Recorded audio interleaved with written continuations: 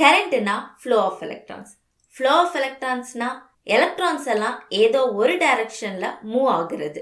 அதாவது நமக்கு கரண்ட் வேணும்னா எலக்ட்ரான்ஸை மூவ் பண்ண வைக்கணும். எப்படி எலக்ட்ரான்ஸை மூவ் பண்ண வைக்க முடியும்? அதுக்கு தான் வோல்டேஜ் ரொம்ப முக்கியம். இந்த வோல்டேஜ் பற்றி தான் இந்த வீடியோவில் பேச போகிறேன். நான் பெனிலா, த லேர்னிங் கர்வ் தமிழ் சேனலுக்கு உங்களை வரவேற்கிறேன். ஒரு பாலை எடுத்துக்கலாம். இந்த பாலை மூவ் பண்ண இதில் கொஞ்சம் ப்ரெஷர் கொடுக்கணும். அதே மாதிரி எலக்ட்ரான்ஸ் மூவ் ஆக கொஞ்சம் எலக்ட்ரிக்கல் ப்ரெஷர் வேணும். இந்த எலக்ட்ரிக்கல் ப்ரெஷர் தான் வோல்டேஜ். சிம்பிளாக சொல்லணும்னா, ஒரு எலக்ட்ரான் மூவ் பண்ண வைக்கிறதுக்கு அதுக்கு நம்ம கொஞ்சம் ஃபோர்ஸை கொடுக்கணும். நமக்கு எல்லாருக்கும் ஃபோர்ஸ் ஆஃப் அட்ராக்ஷன் பற்றியும் ஃபோர்ஸ் ஆஃப் ரிப்பல்ஷன் பற்றியும் நல்லா தெரியும். இந்த ஃபோர்ஸை பயன்படுத்தி எப்படி எலக்ட்ரான்ஸை மூவ் பண்ண வைக்கிறதுங்கிறத தான் பார்க்க போகிறோம். நம்ம வயரில் இருக்கிற எலக்ட்ரான்ஸ் நெகட்டிவ்லி சார்ஜ். ஒரு பேட்டரியோட கனெக்ட் ஆகுற டைம் இந்த ஃப்ரீ எலக்ட்ரான்ஸ் எல்லாம் பேட்டரியோட பாசிட்டிவ் எண்டுக்கு அட்ராக்ட் ஆகும். பேட்டரியோட நெகட்டிவ் எண்ட்ல இருந்து எலக்ட்ரான்ஸ் ரிப்பல் ஆகும். இப்படி தான் எலக்ட்ரான்ஸ் ஃப்ளோ ஆகும். இந்த ஃப்ளோ ஆஃப் எலக்ட்ரான்ஸ் தான் கரண்ட். இந்த எக்ஸாம்பிளில் எலக்ட்ரான்ஸ் இந்த டைரக்ஷனில் ஃப்ளோ ஆகிட்டு இருக்கு. அப்போ கரண்டோட டைரக்ஷனும் சேம் டைரக்ஷனாக தானே இருக்கணும்? அதுதான் இல்லை. இதில் ஒரு சின்ன ட்விஸ்ட் இருக்கு.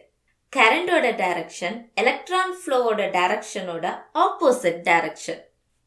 இந்த கன்ஃபியூஷன்ஸ்க்கெல்லாம் காரணம் ஒருத்தர் இருக்கார். அவர் தான் பெஞ்சமின் ஃப்ராங்க்லின். 1752 இவர் எலக்ட்ரிசிட்டி பற்றி நிறைய எக்ஸ்பெரிமெண்ட் பண்ணிட்டு இருந்தாரு.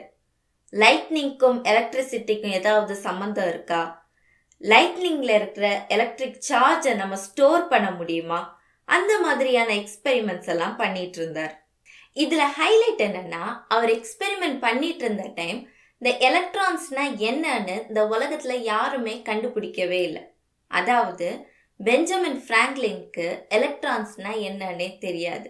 அவரோட எக்ஸ்பெரிமெண்டோட முடிவில் அவர் என்ன சொன்னாருன்னா, பாசிட்டிவ் சார்ஜோட டைரக்ஷன்ல தான் கரண்ட் ஃப்ளோ ஆகுதுன்னு சொல்லி முடிச்சிட்டாரு.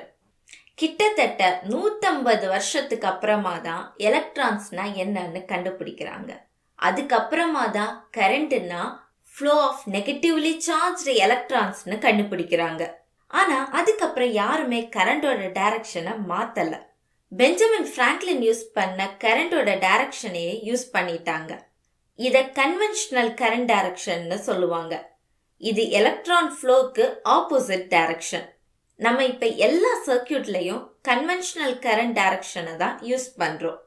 இந்த கரண்ட் எப்போவுமே ஹை வோல்டேஜில் இருந்து லோ வோல்டேஜுக்கு தான் ஃப்ளோ ஆகும்.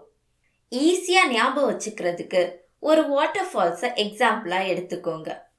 வாட்டர் எப்போவுமே ஹை லெவல்ல இருந்து லோ லெவலுக்கு ஃப்ளோ ஆகும்.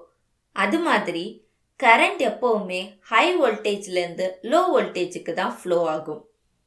சரி, இப்போ ரெண்டு வோல்டேஜுமே சேமாக இருந்துச்சுன்னா என்ன ஆகும்?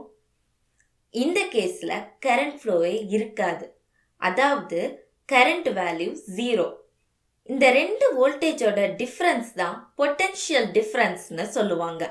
பொட்டென்ஷியல் டிஃப்ரென்ஸ் 0னா அங்கே கரண்ட் ஃப்ளோ இருக்கவே இருக்காது. இந்த மாதிரி வீடியோஸ் பார்க்க நீங்கள் ஆர்வமாக இருந்தீங்கன்னா இந்த சேனலுக்கு சப்ஸ்கிரைப் பண்ணுங்கள்.